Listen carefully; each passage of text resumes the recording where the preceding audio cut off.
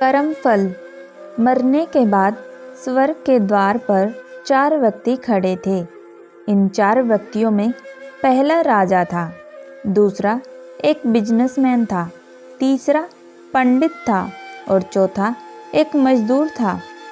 किसी को भी यह पता नहीं था कि कौन स्वर्ग के अंदर प्रवेश कर पाएगा और कौन वहीं से वापस लौटा दिया जाएगा। सब स्वर्ग का दरवाज़ा खुलने की राह देख रहे थे और आपस में बातें कर रहे थे। सबसे पहले राजा ने कहा, मैं बहुत प्रख्यात राजा हूँ। मैंने धरती पर अपना बहुत नाम कमाया है, इसलिए पूरी संभावना है कि मैं ही स्वर्ग में जाऊँगा। फिर व्यापारी ने अपनी बात सामने रखी। वह बोला, मैंने धरती पर खूब धन कमाया और उस धन से मैंने सैकड़े लोगों की मदद की, इसलिए मैं ही स्वर्ग का हकदार हूँ। अब बारी थी पंडित की, तो पंडित ने मुंह खोला और सबको यह कहा, चाहे तुम जो सोच लो, लेकिन यह बात तो तय है कि स्वर्ग के दरवाजे खुलेंगे तो मेरे लिए ही। सब जानते हैं कि पंडित दिन रात भगवान को याद करते हैं, इसलिए स्वाभाविक है कि स्वर्ग में पंडित का स्वागत किया जाए। जब सब ने अपना अपना पक्ष रख दिया, तब सबकी नज़र उस मजदूर पर थी जो चुपचाप अपनी नज़रें नीचे झुकाए बिना कुछ बोले वहीं पर खड़ा रहा। स्वर्ग का दरवाज़ा खुला और वहाँ पर एक देवदूत आकर खड़ा हो गया। देवदूत के हाथों में एक पुस्तक थी जिसमें इन सभी के कर्मों के बारे में लिखा हुआ था।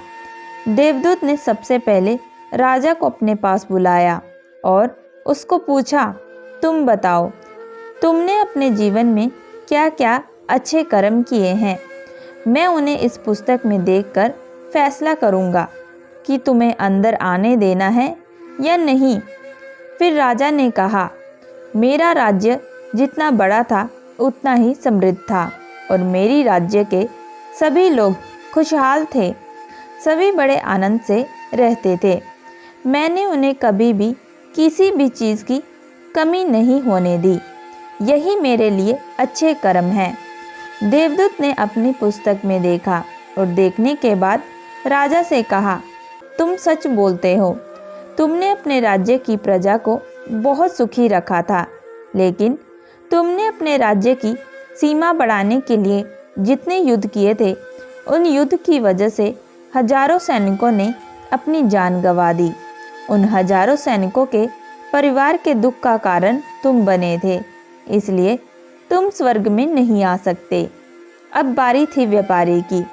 व्यापारी से जब देवदूत ने पूछा कि तुम्हारे अच्छे कर्म क्या है, तब व्यापारी ने उससे कहा, मैंने सैकड़ों लोगों को खाना खिलाया है, कई आश्रमों में दान किया है, कई निराश्रित लोगों के लिए घर बनाकर दिया है। यह मेरे अच्छे कर्म हैं। देवदूत ने फिर से अपनी पुस्तक में ध्यान से देखा और देखने के बाद व्यापारी से कहा, तुम्हारा कहना भी ठीक है कि तुमने बहुत दान धर्म किया है, लेकिन यह दान धर्म तुमने जिन पैसों से किया है, उन पैसों को कमाने के लिए तुमने ना जाने कितने झूठ बोले हैं, कितनी हेरा फेरियाँ की है और कितनी मिलावटें की हैं, इसलिए तुम भी स्वर्ग में नहीं आ सकते। जब पंडित से यही सवाल किया गया तो पंडित ने बड़े ही आत्मविश्वास के साथ कहा, मैंने अनगिनत लोगों को ज्ञान दिया है, हजारों यज्ञ और पूजाएं की हैं और दिन रात भगवान का जाप किया है। इससे अच्छे कर्म और क्या हो ही सकते हैं। देवदूत ने अपनी पुस्तक के अंदर झांक कर देखा और पंडित से कहा, आपने जितने भी लोगों को जो भी ज्ञान दिया है, उन बातों पर खुद कभी अमल नहीं किया। आपने यज्ञ पूजा या भगवान का नाम निस्वार्थ भाव से कभी नहीं लिया, इसलिए आपका भी स्वर्ग में आना प्रतिबंधित है। मजदूर यह सब देखकर हैरान था। वह अब तक जिन्हें महान समझता आ रहा था, उनकी व्याख्या स्वर्ग के दरवाजे पर आकर बदल गई थी। धरती पर जिन कामों को अच्छा समझा जाता है, उनका यहाँ पर कोई मूल्य नहीं था। देवदूत ने जब इस मजदूर को अपने पास बुलाया और इससे पहले कि वह उससे उसके अच्छे कर्मों के बारे में पूछता, मजदूर बोल पड़ा, प्रभु, मैं जानता हूँ कि मैं भी स्वर्ग में आने के लायक नहीं हूँ, लेकिन मैं फिर भी एक बार बाहर से ही स्वर्ग को झांक कर देखना चाहता हूँ। बस इससे ज़्यादा मेरी कोई इच्छा नहीं है, क्योंकि ऐसी इच्छा पालने के लिए मैंने जीवन में कुछ भी नहीं किया है। मैं पूरा दिन मेहनत करता और जो भी पैसा कमाता उन्हें अपने परिवार के पालन पोषण में खर्च कर देता, इसलिए दान धर्म के लिए कुछ बचता ही नहीं। लोगों की भला मैं क्या सेवा करता, क्योंकि काम के बाद जो थोड़ा सा समय मिलता उसको अपने ही बूढ़े माँ बाप की सेवा में बिता देता। और यह सब करने के बाद मैं कभी कभी मंदिर भी चला जाता और भगवान से जैसा भी मुझे दिया है उस जीवन के लिए धन्यवाद कहता। देवदूत ने अपनी पुस्तक में बड़े ध्यान से देखा और थोड़ी देर देखते ही रहा। फिर उसने मजदूर से पूछा कि तुम याद करके बताओ, तुमने कभी तो कोई अच्छा काम किया होगा। मजदूर ने थोड़ी देर सोचने के बाद बोला, हाँ, मुझे थोड़ा थोड़ा याद है। एक बार मैं भूखा था और मैं खाने ही बैठा था कि एक बहुत ही कमज़ोर कुत्ता जो ठीक से चल नहीं पा रहा था वह मेरे पास आ गया और मेरे खाने को देखने लगा।